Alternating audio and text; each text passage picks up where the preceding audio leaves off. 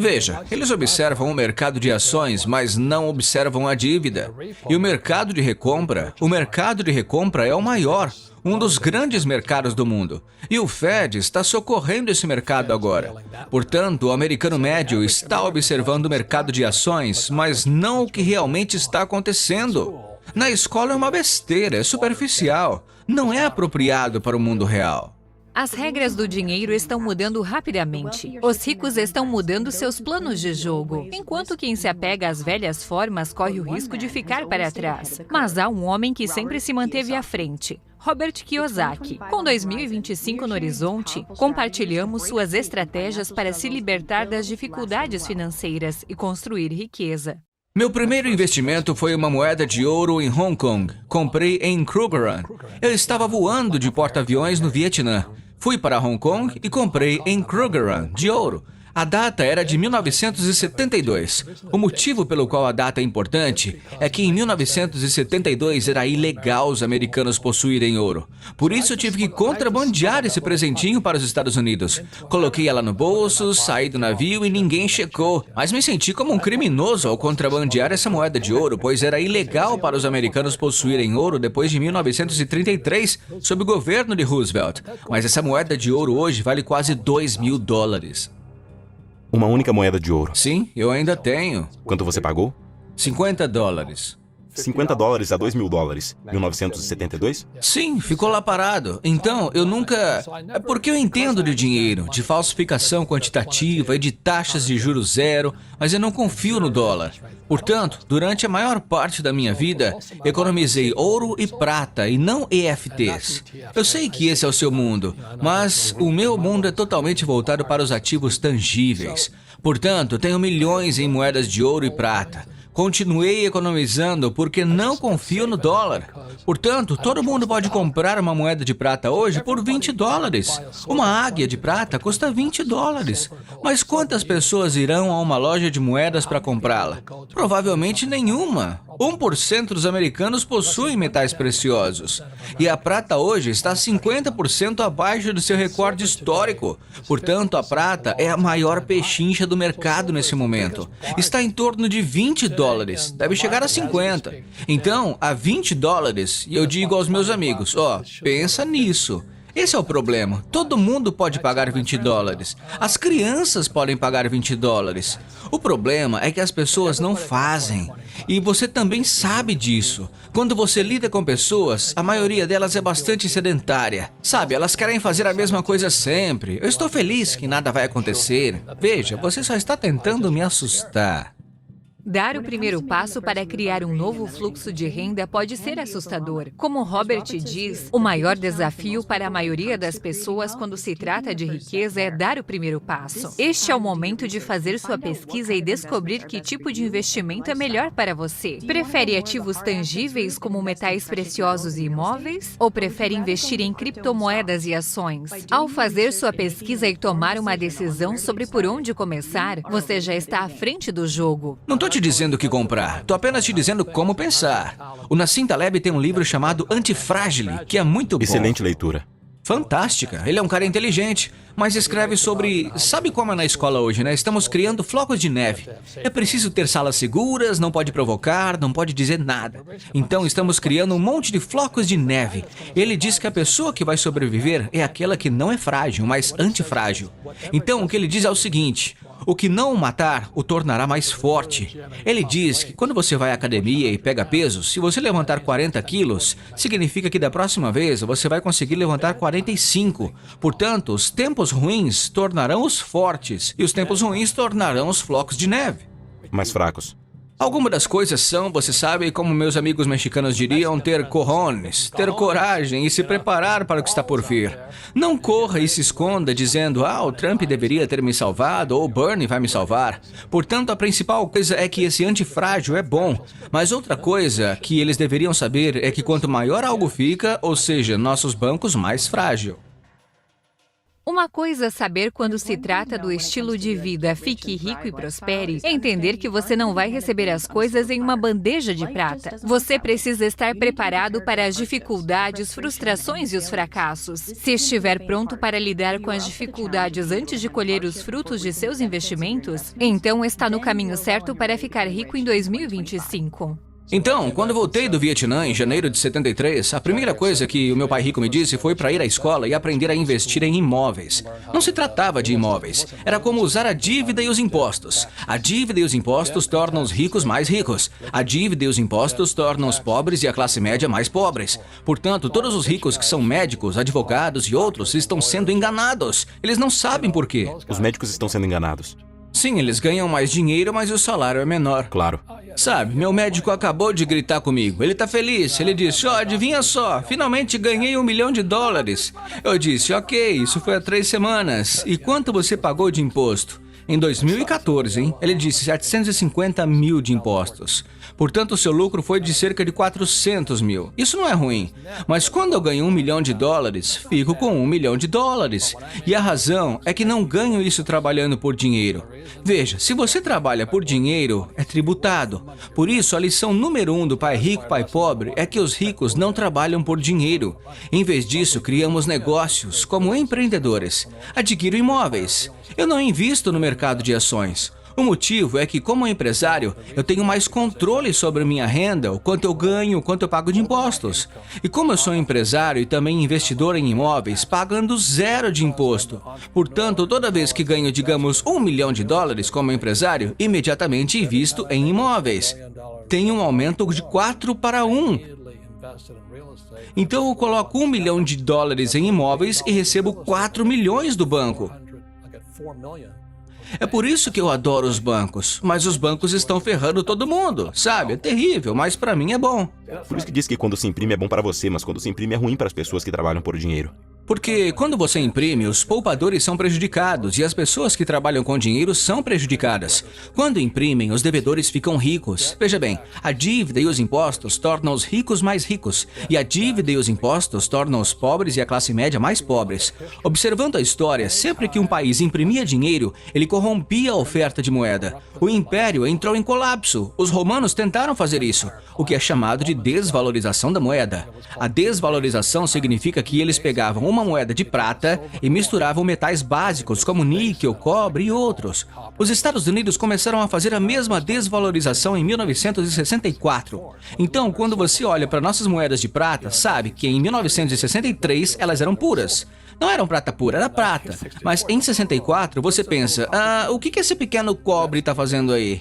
Isso é desvalorização. Portanto, ao longo da história, sempre que um governo desvalorizou ou imprimiu seu dinheiro, a economia acabou entrando em colapso. Os romanos tentaram fazer isso, o Zimbábue fez isso, os alemães fizeram isso, Milosevic fez isso, a China fez isso. Portanto, toda vez que eles imprimem dinheiro, a história te dirá a mesma coisa. Robert é um grande defensor de que as pessoas tenham uma educação financeira, porque isso não só ajuda a enriquecer, mas também a entender melhor como chegar lá. Uma forma de enriquecer é contraindo dívidas e usando-as a seu favor. Embora pareça o oposto do que se espera para ficar rico, se bem administrada, a dívida pode acelerar suas metas financeiras. Investir com margem, alavancagem, ETFs e venda descoberto são exemplos de como a dívida pode aumentar seus ativos, o que por sua vez, aumenta suas finanças. A questão é que todo mundo pode fazer alguma coisa, mas você tem que descobrir o que pode fazer. Como disse Robert, todos podem melhorar sua vida financeira e aumentar a renda. Seja por meio de investimentos, imóveis, o que funcionar melhor para você. Você precisa trabalhar para que isso aconteça. É hora de se levantar e começar a trabalhar em 2025. Qual foi o seu momento favorito no vídeo? Com quem devemos aprender a seguir? Deixe seu comentário abaixo, curta e se inscreva para acompanhar nossos vídeos mais recentes. Pense e Enriqueça, de Napoleon Hill. Havia um livro e ele dizia, pense e enriqueça. E eu me lembro de passar pelas páginas e ler os princípios. A base disso é que qualquer coisa que a mente consiga conceber e acreditar, ela pode alcançar. O que quer que a mente consiga conceber e acreditar, a mente pode alcançar. Independentemente de quantas vezes você tenha falhado no passado ou quão elevados seus objetivos e esperanças possam ser. Manifestar é real. Tudo que você envia para o universo, ele envia de volta para você. E quando volta, isso é a sua lei da atração. É uma escolha. É uma questão do coração. Que sua mentalidade pode mudar toda a sua atmosfera. Que você pode transformar seu caos em uma mensagem e seu teste em um testemunho. Tudo vem da imaginação. Muitos ficaram surpresos ao descobrir que você tem assinado seu nome como campeão 2011. Como isso aconteceu? Eu acredito na lei da atração e acredito que você pode falar as coisas para existência. E eu acredito que quando você sabe para onde está indo e sabe o que quer, parece que o universo abre caminho para você.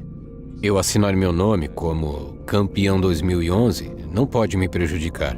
Isso só pode me ajudar a acreditar ainda mais nisso. Eu me sinto confiante porque sou o melhor jogador do mundo. Simples.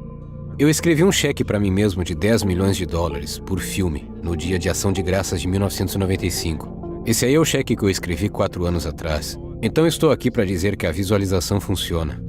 Quando você descobre quem você é e o que quer fazer, e dedica sua vida a isso como um maníaco, como se estivesse 100% focado nisso, e você manifesta, a maioria dessas pessoas acaba fazendo o que dizem que vão fazer e se tornando quem dizem que vão se tornar. É real. Pessoas como nós somos loucos no sentido do que acreditamos. É quase delirante às vezes. A grandeza e a loucura são vizinhas e elas emprestam açúcar uma para outra de vez em quando. Eu manifestei coisas que ainda me surpreendem. Como diabos eu fiz isso acontecer?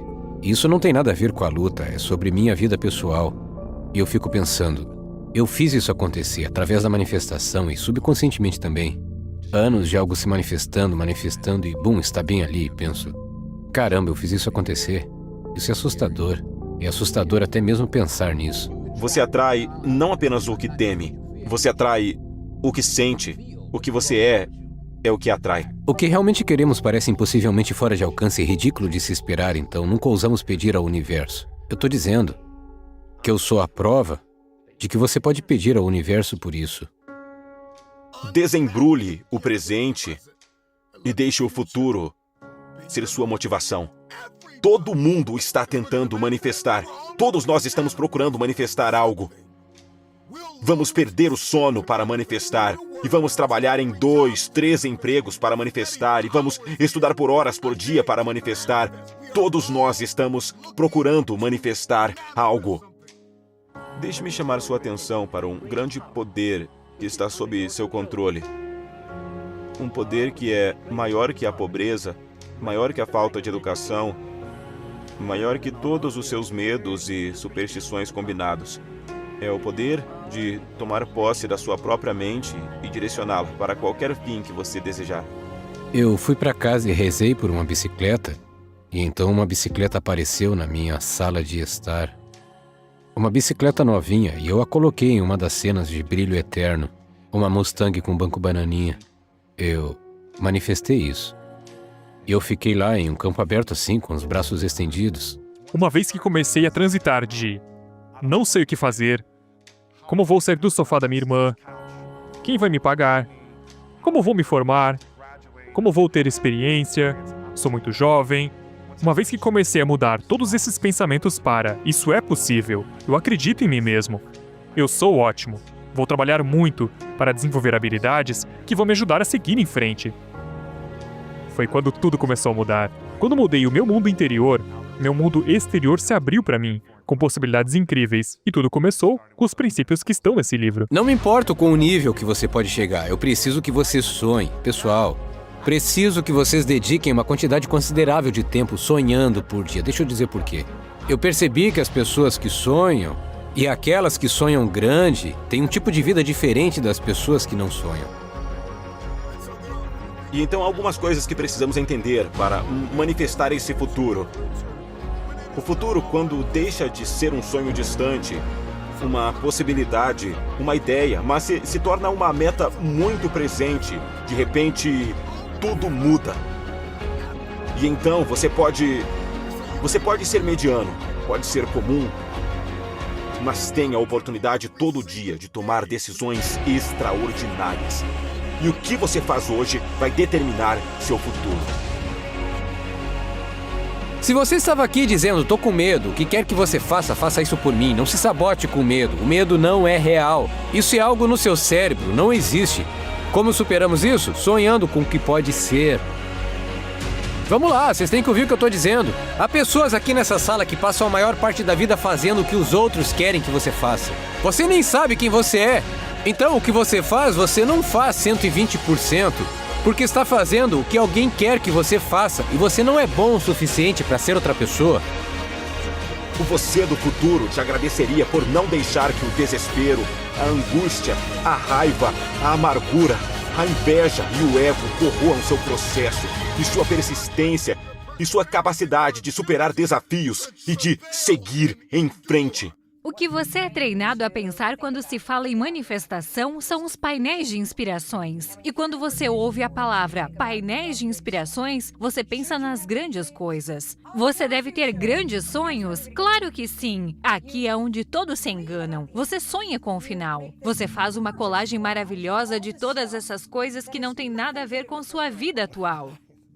Literalmente, enquanto você está no seu apartamento com a caixa de areia do gato que não foi trocada há 2 semanas. Sem comida na geladeira. Sem comida na geladeira. E você está procurando um emprego e está olhando para uma mansão pensando, algum dia, vai fazer você se sentir um perdedor. Porque o abismo entre onde você está e onde você quer ir parece intransponível. E o que acontece, baseado na pesquisa, é que quando você visualiza apenas o final, é desmotivante. No começo é bem divertido, pegar uma garrafa de vinho e fazer sua colagem. Vou visualizar, vou colocar isso aqui, esse é o meu painel de inspirações, é fabuloso. Lei da atração, vamos lá, vou pensar nisso, vai vir pra mim. Ok, estou fazendo isso há 2 dias. Ainda estou nesse apartamento com a caixa de areia que precisa ser trocada. A forma de visualizar corretamente é visualizar a ponte entre onde você está e onde precisa ir. A ponte. Sim, e especialmente as coisas horríveis. O que você faz ao visualizar a ponte é treinar seu sistema nervoso e a sua mente para fazer o trabalho árduo. Então você deve se visualizar não cruzando a linha de chegada. Mas o que é estar no quilômetro 19 quando a bateria dos seus fones de ouvido acaba? Fala sério! E você continua. Como é quando o cadarço desamarra e agora seu calcanhar está levantando e você começa a ter uma bolha de sangue no quilômetro 27? Como é quando você acorda e está chovendo muito? E você se visualiza correndo mesmo assim. Dessa forma, quando você visualiza o trabalho, você está preparando seu corpo para isso, para que não seja resistente quando chegar. Acho que qualquer coisa que a mente consiga conceber, se você pensar nela o suficiente, você acabará acreditando nela. Então você não precisa acreditar nisso para começar, porque eu não acreditava. E eu tô falando de experiência aqui. Eu não acreditava que algum dia chegaria a 25 mil e nem conheceria alguém com 25 mil dólares. Mas continuei lendo o livro. Agora, uma coisa estranha acontece. Veja, quando você escreve algo, exige pensamento. Pensar cria uma imagem.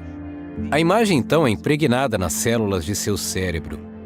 Tudo que eu pensava antes disso era a dívida. Se uma pessoa tem o objetivo de sair da dívida, ela provavelmente vai ficar endividada para sempre, porque é isso que ela pensa. E sempre que você pensa nisso e se envolve emocionalmente, você vai atrair, você entra numa frequência e você atrai isso. Eu continuei lendo e comecei a pensar em ganhar dinheiro. Alguns poderiam dizer, bem, você já pensava nisso antes? Não, eu pensava em dívida. E porque eu estava pensando nisso, comecei a ouvir as pessoas falando sobre isso. E porque eu ouvi as pessoas falando sobre isso, comecei a pensar mais sobre isso. E eu pensei que a resposta era trabalhar mais. Napoleão Hill disse, se você é uma daquelas pessoas que acredita que trabalho duro e honestidade vão trazer riquezas, descarte esse pensamento porque não é verdade.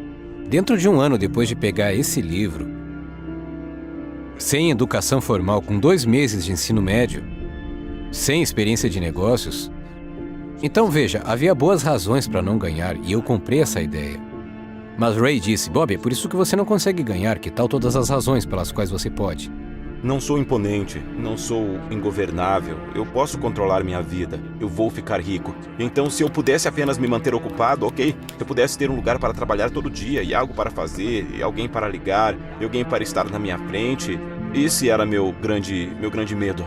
Meu grande medo era aquela pílula branca. Joguei tudo no lixo naquela noite, nunca mais usaria de novo. E eu apenas tomei uma decisão naquele dia de não desistir, de não ser imponente, de não ser ingovernável, mas ser alguém. E tenho feito isso desde os 25. Acordando, hoje eu vou ser alguém. Não vou apenas pensar nisso, eu vou ser alguém hoje. Eu vou crescer para me tornar quem eu deveria ser. Eu comecei a questionar muitas ideias. Como a ideia de que você precisa ser realmente inteligente para ganhar muito dinheiro. Eu estava ganhando muito dinheiro e sabia que não era tão inteligente. Então comecei a questionar todas as minhas crenças. E foi aí que eu decidi que ia descobrir por que estava ganhando. Eu não acreditava que havia um Deus emocional ou caprichoso que se estendia e dizia: vamos deixar o Bob ter uma chance. Eu não me achava sortudo, mas pensei, alguém precisa saber por que eu ganho. E eu vou descobrir. E comecei a estudar. Ele disse que há uma diferença entre desejar algo e estar pronto para recebê-lo. Ele disse que o estado de espírito deve ser crença e não mera esperança ou mero desejo. Então eu pensei, bem, como você acredita? De onde vêm suas crenças? Você só diz, eu acredito? Há mais do que isso. Nosso sistema de crenças é baseado na nossa avaliação de algo. E, frequentemente, se você reavaliar uma situação, sua crença sobre essa situação mudará. E, de repente, percebi que tinha descoberto. Levou 9 anos e meio desde aquele dia, em Londres, tentando descobrir por que eu mudei. 9 anos e meio depois, no restaurante, caiu a ficha. Meu sistema de crenças mudou, porque eu estava reavaliando quem eu era. Nenhuma quantidade de leitura ou memorização nos faz bem-sucedidos. O que conta é o entendimento e aplicação de pensamentos sábios. Então, eu comecei a estudar isso de uma perspectiva totalmente diferente. E quando finalmente descobri, comecei a entender melhor Napoleon Hill. Porque tudo o que ele queria era ensinar isso. E quando eu descobri, eu também quis ensinar isso. Em 2019, vendi 76 empresas em um ano, por cerca de 1,7 bilhão. E naquele ano, ao vender essas empresas, consegui começar a viver a vida que queria, que teria me levado 20 ou 30 anos.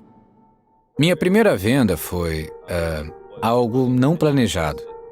Eu estava apenas tentando levantar capital e alguns gigantes corporativos apareceram, meio que nos bastidores, e me passaram a perna de uma forma que eu nem percebi o jogo que estava sendo jogado. Na última hora foi tipo, olha, é isso que vai acontecer com você. E isso me custou caro, provavelmente uns 20 ou 30 milhões que eu poderia ter embolsado. Foi uma lição e tanto. E eles me deram 24 horas para decidir.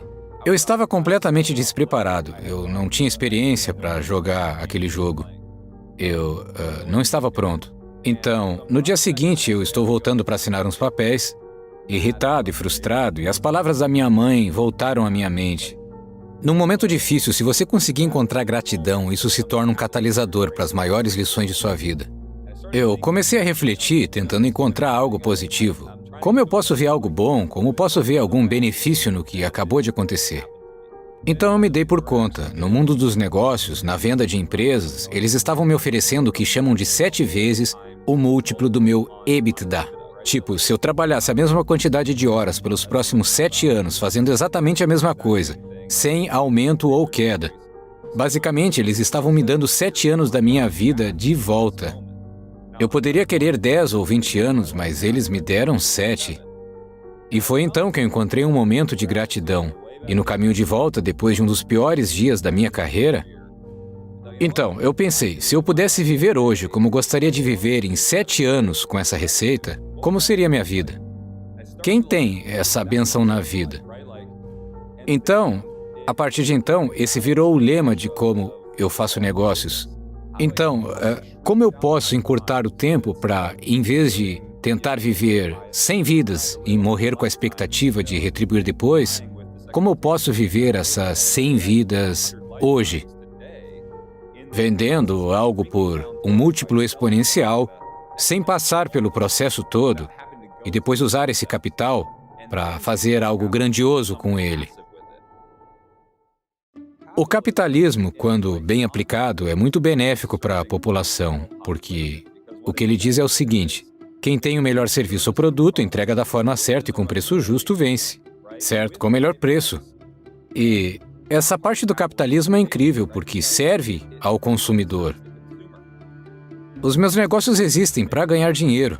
mas também devem ter um olhar altruísta, servindo o cliente e indo muito além do próprio negócio. Então, para mim, é aí que o capitalismo, em sua forma mais pura, faz o maior bem. Existem 5 fases nos negócios. A fase inicial de startup, depois vem a perseverança, que é pré-lucro, quando ainda usamos muitos chapéus e faltam pessoas. A terceira é a viabilidade, quando o negócio está pronto para que possa crescer. Depois a escala e, por fim, a sucessão. Eu tenho um negócio sistemático para conduzir os negócios por cada fase com total intenção.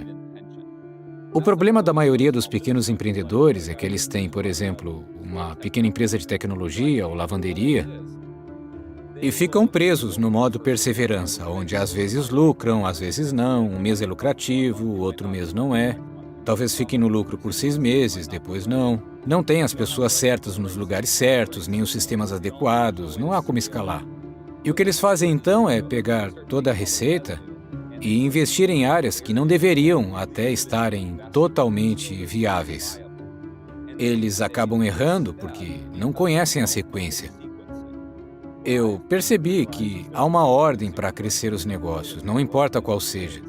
Há uma sequência, e se eu conseguir crescer o negócio corretamente, contratar as pessoas certas, criar as camadas de governança adequadas, entender os KPIs no momento certo, então eu posso passar por esse processo mais rápido que qualquer um outro. Eu dominei isso, e é assim que crescemos, gerimos, escalamos e potencialmente vendemos os negócios. O dinheiro, ou qualquer outro tipo de recurso, mas especialmente o dinheiro, ele na verdade revela quem realmente nós somos. Sabe, a maioria das pessoas fala com sua voz normal. Algumas ganham um megafone ou microfone. E eu sinto que o dinheiro e os recursos que temos são apenas um sistema de amplificação de quem nós somos de verdade. E eu lembro de ter pensado profundamente quando comecei a ganhar um bom dinheiro em quem eu quero ser. Sim, eu posso ter uma vida boa, posso elevar meu padrão de vida, mas no final eu quero garantir que isso não seja só para ostentar. Eu penso que dinheiro é uma revelação máxima. Então eu acho, quando eu vejo as pessoas que acumulam dinheiro com ganância, você só vê mais ganância, elas exploram mais pessoas. Por exemplo, alguém como o Elon Musk. O objetivo dele é mudar como navegamos, não só o planeta, mas todo o sistema planetário. Quanto mais dinheiro ele ganha, mais isso se revela seu desejo real de transformar como nós nos movemos em todos os sentidos, não só carros, foguetes e trens. Então isso revelou quem ele é. Mas se o Elon tivesse falido, ele poderia ter todos esses sonhos, mas só o Elon rico mostra quem ele realmente é. Sobre sucesso na vida, voltando um pouco, eu tive pais incríveis. E eu fui muito sortudo por crescer num ambiente onde meu pai era empreendedor e minha mãe também. Ambos começaram negócios, ambos tiveram sucesso. E eu aprendi muito com eles sobre como a vida funciona, o que me deu uma grande vantagem, algo que muitas pessoas não tiveram. Então, não foi minha formação universitária ou educação formal que me trouxe até aqui, mas lições de vida. Alguns princípios básicos foram cruciais para mim. O meu pai tinha um bom entendimento e uma ótima relação com o medo. Ele largou o emprego corporativo para perseguir o seu sonho. E eu vi ele ter sucesso, mas também passamos por momentos de pobreza extrema e outros momentos de riqueza de novo. Eu vi isso, mas também ele sempre esteve presente na minha vida. Então, eu vi esse ótimo pai, mas que teve seus altos e baixos em toda a sua jornada empreendedora. Então, para mim, enquanto ele provavelmente olha para esses períodos difíceis e pensa que nunca gostaria de vivê-los, eu olho para eles e penso, qual o pior que pode acontecer se eu entrar de cabeça? Acabarei passando mais tempo com a minha família e tendo uma boa relação com os meus filhos. Então, o meu pai me ensinou a lidar com esse medo. O que foi um presente, que é entender o que nós realmente devemos temer. Não devemos temer a perda, porque às vezes, na perda, nós encontramos nossas maiores oportunidades. Os melhores momentos que tive com meu pai foram nos piores momentos financeiros. Então, ver alguém passar por essa experiência me ajudou demais a lidar com o medo. A segunda lição dele foi que o ego é o inimigo. O meu pai é um líder quieto. Nunca vai ser aquele cara que bate no peito, por exemplo. Você nunca vai ver ele nas redes sociais se vangloriando de alguma coisa. Ele era o tipo de líder que guiava pelo exemplo, sempre disposto a arregaçar as mangas e fazer o trabalho. Liderava de forma reservada, com uma presença forte, mas silenciosa. E suas ações e resultados sempre falavam muito mais alto do que suas palavras ou o volume da sua voz. Já com a minha mãe, aprendi sobre gratidão. Eu sofri perdas significativas na juventude. Perdi uma irmã, depois um irmão.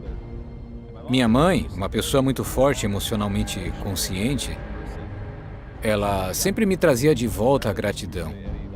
Quando eu sofria pela minha irmã, minha mãe sempre me dizia: Ed, me fale dela. Qual foi o dia mais legal com ela? Qual era o brinquedo favorito dela? Qual o melhor momento? Ela me ajudava a praticar a gratidão, mesmo na perda. Então, eu posso dizer aqui que as maiores lições da minha vida foram: temer o que realmente merece e deve ser temido. 2. Me lembrar constantemente que o ego é o inimigo que me impede de chegar aonde eu realmente quero ir, e que se eu encontrar gratidão nos momentos difíceis, eles se tornam catalisadores para um grande crescimento. Um pequeno emprego pode te dar uma grande oportunidade.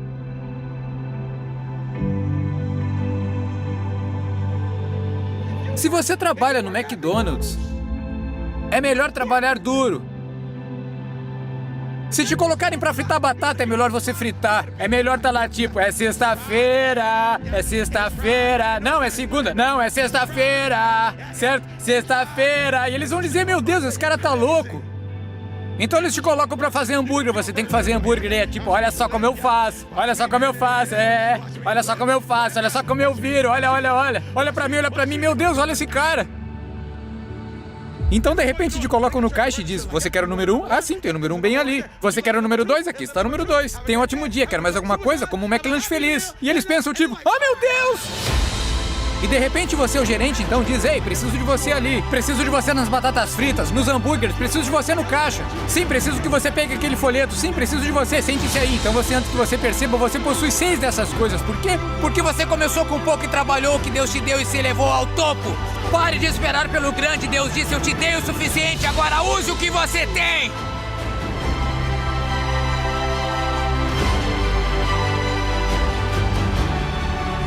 Não me diga que você quer esse palco e não aguenta ficar naquela porta. Não me diga que não. Não. Não. Não me entenda mal. Não me entenda mal. Antes de eu subir em um palco, eu limpava o chão de uma igreja batista. Quando todos saíam, eu ficava aspirando quando não havia mais ninguém. Foi assim que eu consegui o microfone. Eu não ganhei o microfone porque eu sei falar melhor. Eu não ganhei o microfone porque eu sei cantar melhor. Ganhei o microfone porque servir me levava em todas as partes da minha vida. Você pode até cantar melhor do que eu, mas você é capaz de me servir? Você pode me servir? Foi assim que chegamos aqui. Foi assim que você chegou e eu vejo isso o tempo todo. Muitas pessoas querem liderar, mas não conseguem seguir. Eu tô dizendo isso porque todos querem chegar ao topo. Todos querem chegar. Ei, cara, quando é que eu vou chegar no topo? Quando é que eu vou chegar? Se você tá tentando chegar ao topo, eu preciso que trabalhe no nível que você tá agora. Agora mesmo. Você pode limpar banheiros? Você pode cantar para as crianças? Talvez cantar para as crianças seja a razão pela qual o mundo inteiro saiba o seu nome. Mas como você acha isso pequeno e insignificante, você não faz isso. Você está tão sedento e faminto por algo grande que não percebe que o pequeno, o insignificante, é a única coisa que você precisa para chegar ao próximo nível. Eu tenho agora uma novidade que eu quero dizer a todos os que estão sentados à frente, aos sentados atrás. Vocês têm o suficiente agora para mudar suas vidas. Vocês têm o suficiente agora para virar esse mundo de cabeça para baixo.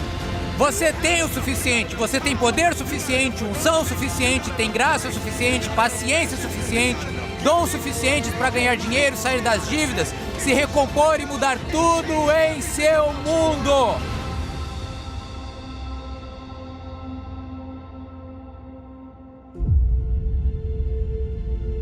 A minha mãe era capaz de fazer milagres na minha casa. Quantas mães aqui fazem milagres? Você simplesmente transforma água em vinho e faz coisas que realmente não deveria estar fazendo.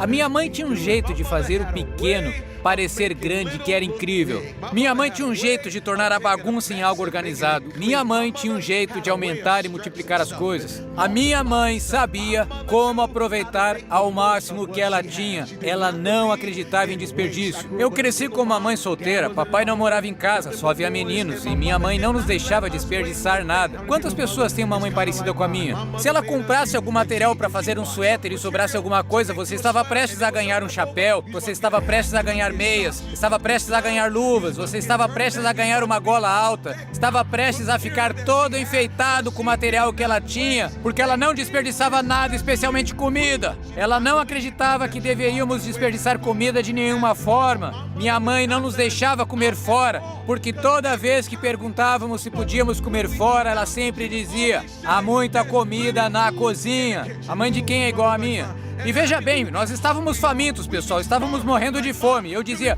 mamãe, podemos pedir uma pizza, por favor? Você pode nos oferecer algo? E ela dizia: vá pra cozinha, faça algo pra comer, tem muita comida lá. E a minha mãe era o tipo de mulher que só ia ao supermercado quando era necessário. E você tinha que se abaixar. Sabe o que eu tô dizendo? Você tinha que se abaixar. E depois ela vai ao supermercado fazer compras. Então nós estávamos na cozinha, tipo, olhando. Eu procurava na geladeira, nos armários, na despensa. Eu não vejo comida nenhuma. Eu vou até a minha mãe e digo: mamãe, não tem nada pra comer na cozinha. Então ela diria: garoto, levanta sua bunda, vai pra lá, levanta seu pequeno traseiro, vai lá e procure algo pra comer. E aí eu vou lá, olho mais uma vez e ainda nada.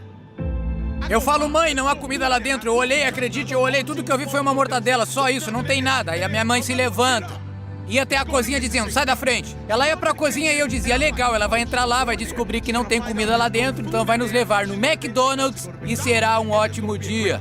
Mas ela ficava lá por um tempo e antes que você percebesse, você sabia que estávamos em apuros quando a novela Days of Our Lives começava a passar, ou então All My Children passava. Isso significa que ela ia ficar lá um bom tempo, cara. E de repente eu ouço as colheres, as frigideiras, as panelas funcionando e de repente o liquidificador funcionando e eu pensei: o que tá fazendo? Ela tá criando comida, cara, tipo, o que tá acontecendo? E de repente saía da cozinha um aroma que deixava você sem palavras. Ela simplesmente te pegava e colocava em pausa. Era simplesmente, antes que você notasse, estava sentado em uma mesa cheia de comida e uma refeição que você não sabia que estava ali. E isso costumava me incomodar porque eu dizia: o que foi que eu perdi? O que está acontecendo? E quanto mais velho eu ficava, eu percebia qual era o problema. O problema era que quando eu ia para a cozinha, eu estava procurando uma refeição, mas quando a minha mãe entrava na cozinha, ela procurava ingredientes. Certo? E as pessoas solteiras são muito engraçadas para mim. Elas estão sentadas no Starbucks com um livro e estão lendo para si mesmas e tomam um café com leite e estão em um espaço tranquilo e estão bem, está tudo bem e pensam: nossa, esse é um ótimo dia. Eu estou saindo sozinho, vou passar um dia sozinho e vou ler e isso é muito bom. Mas aí de repente chega um casal, eles entram e se sentam em uma mesa perto de você e ficam sentados ali de mãos dadas, entende? E olham nos olhos um do outro e ficam assim, e a única pessoa dizendo: está vendo, Deus, está vendo, eu não tenho nada na minha vida, você está vendo, olha aí como é que é. Eu só queria ter alguém para me dar a mão, se eu pudesse ter alguém com quem abraçar, se eu pudesse tomar o café com leite de outra pessoa, tomar meu café com leite, seria tão bom isso. Só que mal sabe ela, uma pessoa solteira, que há pessoas casadas sentadas à mesa dizendo: meu Deus, isso parece tão bom. Ela tá sozinha. Não me importaria poder ter um dia sozinho se eu pudesse ter meus pensamentos só pra mim. Como eu gostaria de poder ler um livro sozinho algum dia. Gostaria de passar algum dia sozinho. E as pessoas casadas olhavam pra pessoa solteira e diziam: ah! E os solteiros olhando para as pessoas casadas e dizendo: ah! E o inimigo nos confundiu porque ele quer que você não veja o quão abençoado é como está. Você é pleno exatamente onde está. Você é completo exatamente onde está. Ele quer que você passe a vida olhando para o que você não tem ao invés de usar o que você tem. Use o que você tem. É um lugar cruel e desagradável, e não importa o quanto você seja duro, se você permitir, ele o deixará ajoelhado e o manterá assim para sempre. Nem eu e nem ninguém vai bater em você com mais força do que a vida. E não se trata da força com que você bate, mas da força com que você é atingido e continua seguindo em frente. Eles dizem que você não consegue fazer. Você pode fazer qualquer coisa. Somos a forma mais elevada de criação. Não há nada no planeta que se compare com a gente. Tudo de ruim que aconteceu com você é culpa sua. Eu uso a palavra culpa para convencer as pessoas de que você nunca, jamais será uma vítima, a menos que escolha ser. Tudo na vida mudará. Você sempre estará no controle. E é um homem. Aquele que provê. Se você não proteger o que é seu, mais cedo ou mais tarde ele pertencerá a outra pessoa. Eles vão atrás da sua terra, sua carteira, sua casa, seu país. Tudo. Seu trabalho como homem é protegê-los. Essa é a história do mundo inteiro. Você não se odeia, você não acha que não presta, você não acha que é um impostor, você não é inseguro. Alguém te ensinou isso. Em 2008 ocorreu o terceiro fracasso consecutivo do foguete Falcon da SpaceX. A Tesla quase foi à falência. Fechamos o financiamento às 18 horas da véspera de Natal em 2008. Era a última hora do último dia em que isso era possível. Iríamos à falência 2 dias depois do Natal. Eu estava me divorciando, estava muito difícil. Se as coisas tivessem sido um pouco diferentes, as 2 empresas teriam fechado. A razão pela qual há milhões de vídeos motivacionais no YouTube hoje é que as pessoas adoram se sentir motivadas, mas elas não gostam de fazer algo com esse sentimento. Por 10 anos, ouvi aqueles que me conheciam zombarem de mim. Ouvi todos falarem que eu estava perdendo todo o meu tempo. Ouvi todos quando lhes disse o que iríamos fazer e como já havíamos feito. Eles riam da minha cara. E tenho certeza de que eles também podem se identificar. Poucos apostam em azarões. Se tivessem apostado, teriam ganhado muito. E isso aconteceu conosco. Apostamos em nós mesmos. Trabalho duro, trabalho tipo 80 horas, 100 horas por semana. E tudo isso... Ter sucesso. De forma consistente. Tudo isso vai aumentar suas chances de sucesso. Acredito que nada na vida vale a pena se você não correr riscos. Nada. Nelson Mandela disse que não há paixão se você joga pequeno e se contenta com uma vida que é menos do que você é capaz de viver. Elon Musk equilibra sua vida pessoal e profissional? Não. Steve Jobs equilibrava sua vida? Não. O Bill Gates? Não. Henry Ford? Não. E a Heineken? Não. Então, se nenhum dos criadores de riqueza do mundo conseguiu equilibrar o trabalho e vida pessoal, por que você acha que vai conseguir? Por quê? Porque você merece?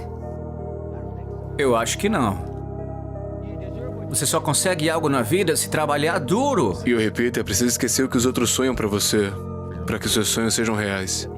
No final das contas, o que importa é o que você faz. Portanto, se você tem grandes sonhos, metas, algo que está tentando alcançar em sua vida, terá que se movimentar para alcançar. Se estiver disposto a pagar o preço e a trabalhar, dedicar o seu tempo e se levantar sempre que for derrubado, e de novo, e de novo, e de novo, e de novo, isso é o que acontecerá com você.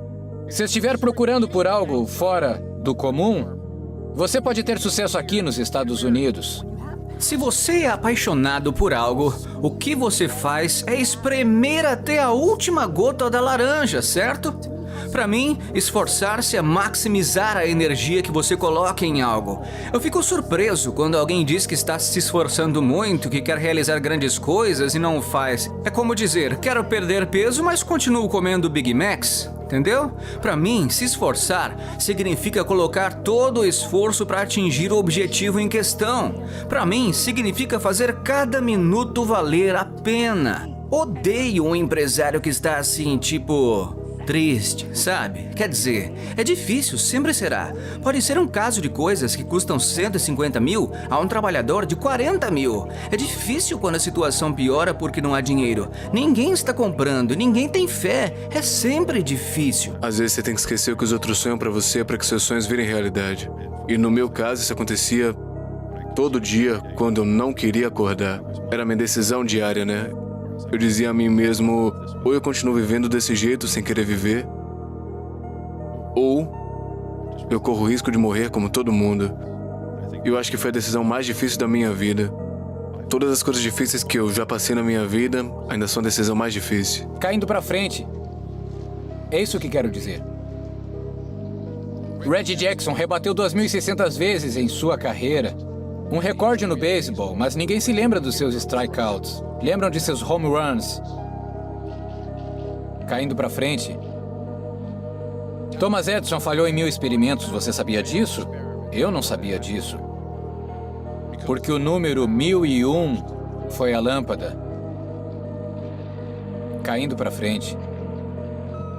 Todo fracasso é um passo em direção ao sucesso. Minha verdade e minha experiência é que tenho que saltar mais alto. Tenho de chegar lá primeiro. Tenho que ser a primeira a acender a luz e a última a apagá-la. Tenho de me certificar de que cada número está correto. Cada T está completa e cada I tem a seu ponto. Eu sempre me apresento de forma consistente. Tão consistente que as pessoas não duvidam da minha capacidade de ter sucesso. Você precisa trabalhar mais do que a média. E se você aceitar isso, não poderá reclamar. Eu só conheço sucesso por causa da minha constância. Você acha que poderia ser tão bem-sucedida sem ser constante? Talvez você tenha outros recursos e ferramentas que eu nunca tive, mas vindo de onde eu vim, minha perspectiva tem sido a de ser consistente e a disciplina foi tudo que eu consegui ao fazer isso repetidas vezes. É o que eu ensino, é o que eu prego, é nisso que eu acredito. E se você nunca fizer nada, e aí? Talvez algumas pessoas tenham que parar de sonhar. Talvez elas devam aceitar a sua realidade atual e aproveitar ela, porque tem pessoas com 70, 80 anos que nunca realizaram seus sonhos. E se elas voltassem como se não tivessem feito nada, ficariam insatisfeitas o tempo todo porque não tentaram. Mas se simplesmente dissessem, tenho uma vida boa, tenho uma esposa que me ama, tenho filhos, um emprego e... não importa, né? Ele paga contas. Se você voltar 500 anos atrás, não era como se dissessem, cara, essa é a minha paixão. Era como se dissessem, é a minha rotina, né? O que eu faço era o que meu pai fazia, era o que meu avô fazia. É assim que a gente come, né? E temos essas versões idealizadas de propósito que eu acho que o Instagram e tudo mais tornam tudo mais terrível, mas tem muita honra no trabalho. Ponto final. Eu acho que pessoas se iludem ao pensar que o que estão fazendo não é honroso, né? E eu acho que muito disso é uma tabela de pontuação interna versus externa. E eu estava dizendo antes, eu acho que essas coisas são verdadeiras sobre o universo ou o mundo, mas muito disso é o que é que eu acredito sobre mim. Posso escolher trabalhar dessa forma e me divertir dessa forma, então se eu tiver numa situação difícil, eu posso escolher ser o melhor no que eu faço, porque eu acho que eu vou descobrir como escolher isso da forma mais eficiente e assim melhorar, né? Ter calos na mão, ter uma coluna melhor e assim por diante. Mas eu farei isso bem. Eu acho que você pode gostar do trabalho se você fizer o trabalho bem feito. Então, por um lado, se o seu sonho te causa tanta dor, então você vai interromper o que está fazendo e você vai realizar. E se não te causar dor o suficiente para não persegui-lo ou não, se não sente que está numa gaiola, talvez você não esteja. Talvez só precise gostar da vida que você tem. E isso é ótimo. Mas você tem coragem de fracassar? Esse é o meu segundo ponto sobre fracasso. Se você não fracassar, você não tentou. Eu vou repetir. Se você não fracassar, você não tentou. Minha esposa me disse isso da seguinte forma. Para conseguir algo que você nunca teve, tem que fazer algo que você nunca fez.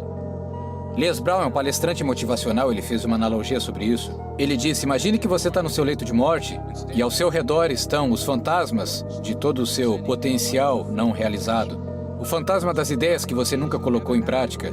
Os talentos que você nunca usou. E eles estão ao redor da sua cama, com raiva, decepcionados e irritados. E eles dizem, viemos porque você poderia ter nos trazido a vida, eles dizem. E agora temos que ir para o túmulo juntos. Então eu te pergunto hoje, quantos fantasmas estarão ao redor da sua cama quando chegar a sua hora? Se você colocasse Donald Trump, Neil deGrasse Tyson, Jordan Peterson, Bill Gates, Arnold Schwarzenegger e Richard Branson em uma sala, qual seria a única coisa em que eles concordariam? Simples. Elon Musk.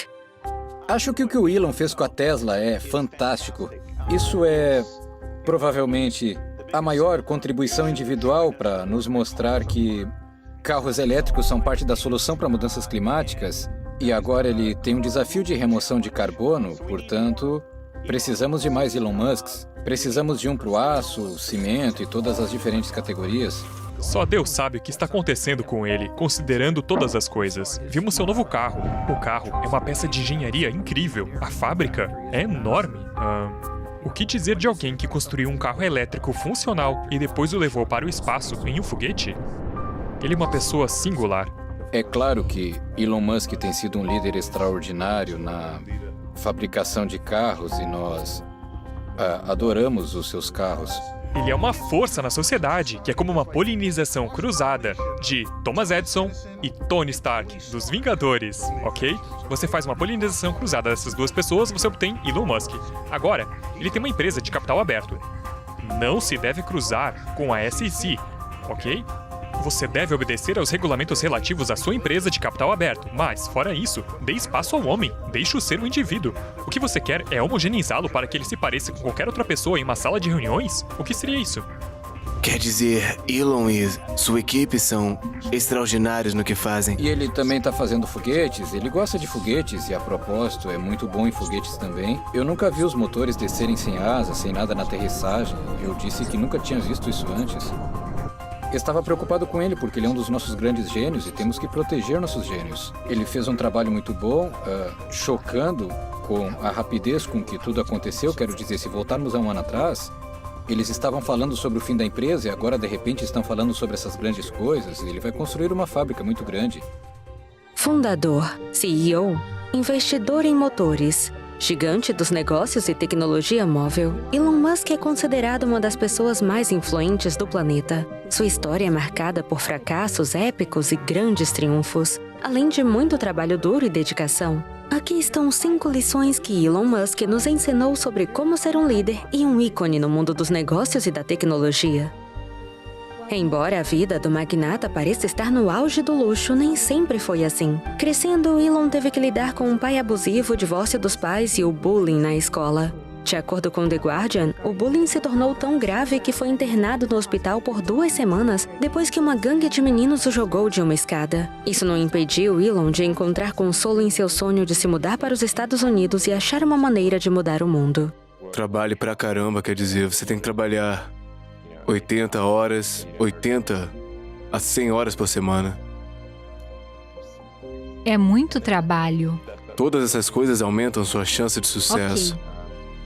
Certo. Se outras pessoas trabalham 40 horas por semana e você trabalha 100 horas por semana, mesmo que você esteja fazendo a mesma coisa, você sabe que em um ano você alcançará o que eles alcançaram. Na verdade, você conseguirá em 4 meses o que eles levam um ano para conseguir.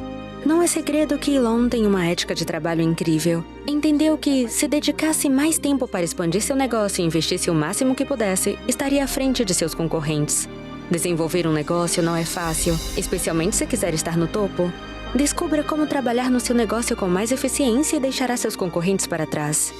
Eu acho que a maneira certa de pensar nas coisas é qual a coisa mais útil que você pode pensar em fazer que os outros não estão fazendo. Se nossos problemas são bem resolvidos por outras pessoas, não faz muito sentido competir com essas pessoas se elas resolvem bem de qualquer maneira. Trabalhe em coisas nas quais você acha que pessoas inteligentes o suficiente não estão trabalhando. Seguindo seu próprio conselho, Elon ajudou a fundar e criar empresas que tiveram impacto importante e positivo na humanidade. Sempre busca ajudar a resolver problemas que enfrentamos diariamente, tornando-se a solução para um problema. Se torna inestimável não só para os seus clientes, mas também para o mundo. Eu incentivaria a correr riscos agora. Faça algo ousado. Você não vai se arrepender. Assumir riscos é algo que Elon está acostumado. Com os muitos obstáculos que teve que enfrentar em cada uma das empresas das quais fez parte, a maioria das pessoas teria jogado a toalha e seguido em frente. Não Elon. Se não fosse sua tenacidade e motivação, Tesla teria falido e a SpaceX nunca teria feito um lançamento bem-sucedido. E eu sempre digo que eu sou motivado pela curiosidade acima de tudo. Desejo apenas pensar no futuro. Quer dizer, eu estou me sentindo relativamente otimista em relação ao futuro hoje em dia porque... certamente há alguns grandes riscos que a humanidade enfrenta. Eu acho que o colapso populacional é realmente um grande problema no qual eu realmente gostaria que as pessoas pensassem. Eu sempre me interessei muito por leitura e lia tudo que encontrava nas minhas mãos. Eu lia a enciclopédia, por exemplo. Com que idade? Vamos ver... Provavelmente com 9 ou 10 anos. Ok. Você estava começando a ler? Bem, nunca realmente quisesse ler a enciclopédia, mas eu fiquei sem coisas para ler, então no desespero eu... Você realmente queria aprender, então no estágio inicial, você tinha isso e esse impulso interior. Eu me entediava facilmente, a menos que eu estivesse fazendo algo como ler, jogar videogame ou assistir a TV, e nós tínhamos uma TV muito horrível na África do Sul, então eu...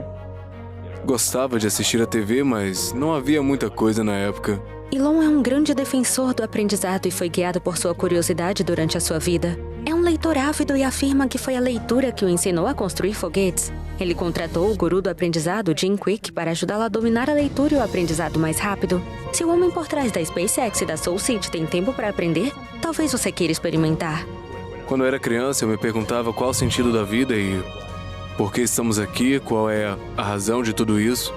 E eu cheguei à conclusão de que o que realmente importa é tentar entender as perguntas certas a serem feitas. E quanto mais pudermos aumentar o alcance e a escala da consciência humana, melhor faremos essas perguntas. Há certas coisas que são necessárias para garantir que o futuro seja bom. E algumas dessas coisas são, a longo prazo, ter transporte sustentável e geração de energia sustentável para ser uma civilização espacial e para a humanidade estar entre as estrelas e ser uma espécie multiplanetária. E eu acho que ser uma espécie multiplanetária e estar lá entre as estrelas é importante para a sobrevivência da humanidade a longo prazo. E esse é um dos motivos como seguro de vida, para a vida coletiva, a vida como conhecemos, mas a parte que eu considero pessoalmente mais motivadora é o fato de criar um senso de aventura e deixar as pessoas entusiasmadas com o futuro. Elon Musk é uma inspiração para pessoas de todo o mundo. Sua esperança de melhorar a humanidade para criar um futuro com o qual possamos nos entusiasmar não é só inspiradora, mas algo que toda a humanidade deveria esperar. Quais dessas lições usará para tornar seu futuro mais brilhante? Conte nos comentários, curta e se inscreva para ver os novos vídeos. Então, uma pergunta que eu faço em todo mundo é: o que a escola ensina sobre dinheiro? E a resposta é nada. Isso não é um erro. Não é um acidente. Mas a maneira de manter os pobres e a classe média trabalhando duro é nunca ensiná-los o que os ricos sabem. É o que os ricos ensinam a seus filhos sobre dinheiro que os pobres e a classe média não ensinam. Mas o nosso sistema escolar nunca nos dirá isso, porque faz parte do processo. Dinheiro falso, professores falsos, ativos falsos. E hoje, no mundo, especialmente nos Estados Unidos, existe uma lacuna entre os ricos e todos os outros. E eu conheço o jogo dos ricos. Meu pai rico me ensinou. Você sabe disso, porque ele é um banqueiro. Lição número 1. Ricos não trabalham por dinheiro. Não toque nisso. O jogo que os ricos e banqueiros jogam é diferente daquilo que ensinam na escola. E essa é a história do pai rico e do pai pobre. O meu pai pobre, mesmo PhD, era pobre, desamparado e desesperado. Eles não sabem nada sobre dinheiro e estão ensinando nossos filhos. E meu pai rico era um empresário que nunca terminou os estudos. Assim, todas as peças do quebra-cabeças, e quando Fuller me repreendeu em 83, as peças do quebra-cabeça em minha vida começaram a se encaixar. Não se trata de conseguir um emprego, trabalhar duro, poupar, investir em portfólio, ações, títulos, fundos e ETFs. O setor financeiro tem duas coisas: dívida e impostos.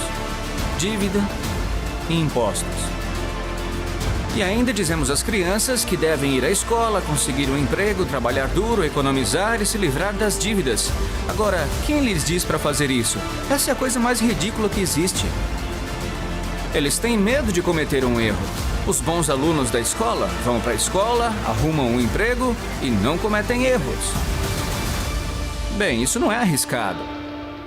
Quer dizer, para mim, o que é arriscado é ter um emprego, pagar impostos e economizar dinheiro porque eles estão imprimindo. Essa é a pior coisa de todas. As pessoas que estão sendo ferradas hoje são a classe média porque trabalham para ganhar dinheiro. Banqueiros não trabalham por dinheiro. Eles têm dinheiro trabalhando para eles. Sim, a mentalidade é diferente.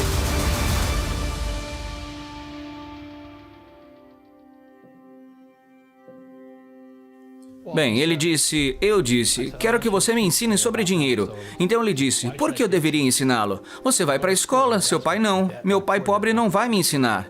E aí, finalmente, ele concordou. Ele disse, tudo bem, mas se eu te ensinar, você vai trabalhar para mim de graça.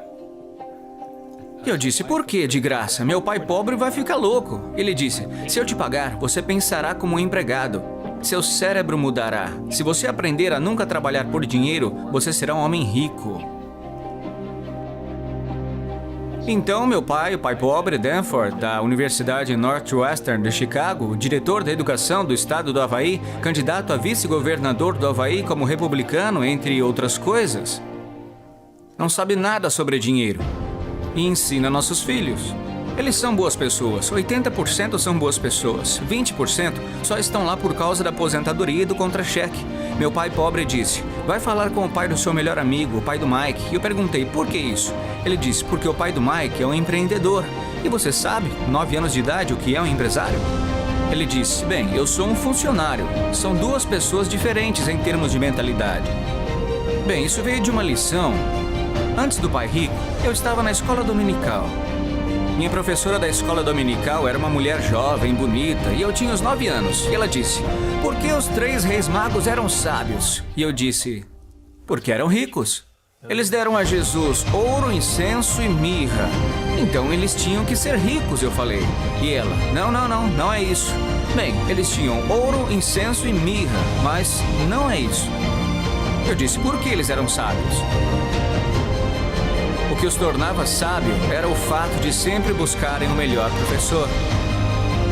E ela disse, se você quiser ter sucesso na vida, precisa encontrar os melhores professores. Assim, quando meu pai pobre disse, vai procurar seu pai rico, eu estava apenas seguindo o conselho dela.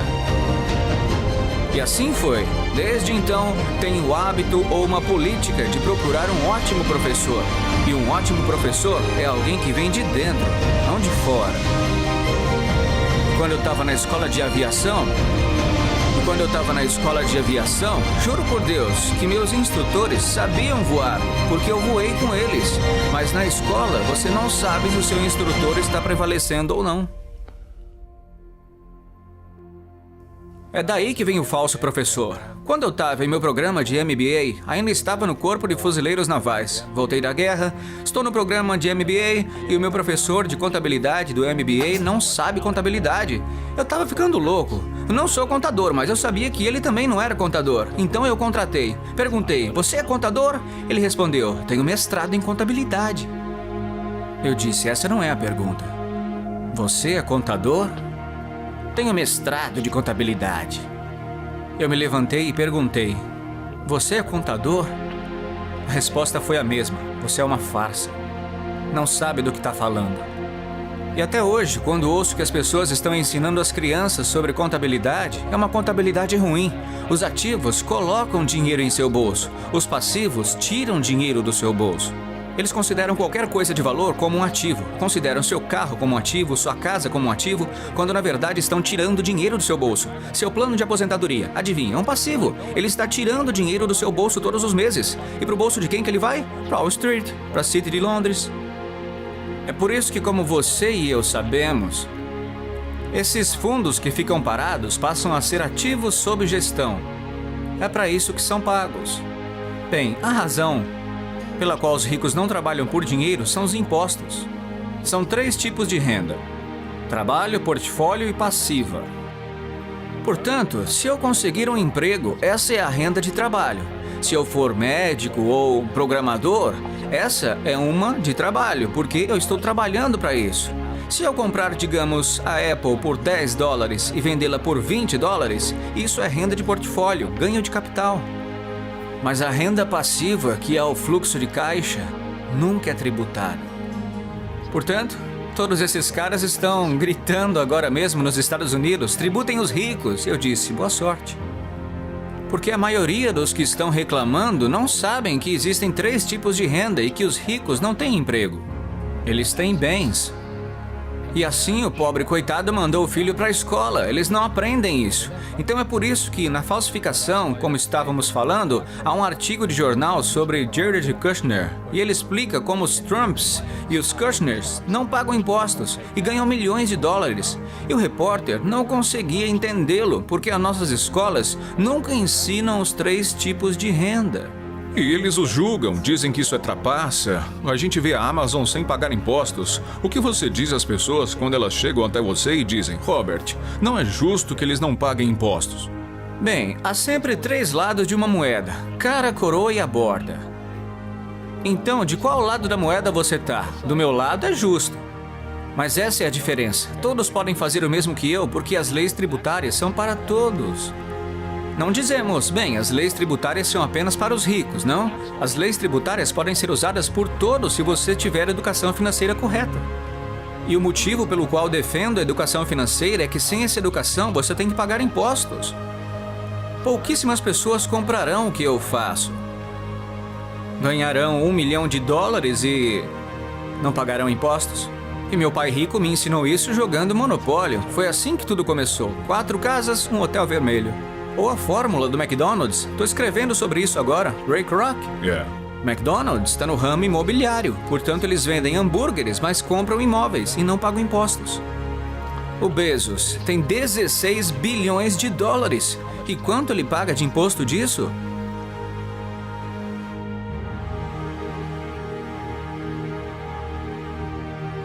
A pergunta que eu faço em todo mundo é: o que a escola te ensina sobre dinheiro? E a resposta é nada. Isso não é um erro. Não é um acidente. Eu sabia disso e a maioria das pessoas sabem disso.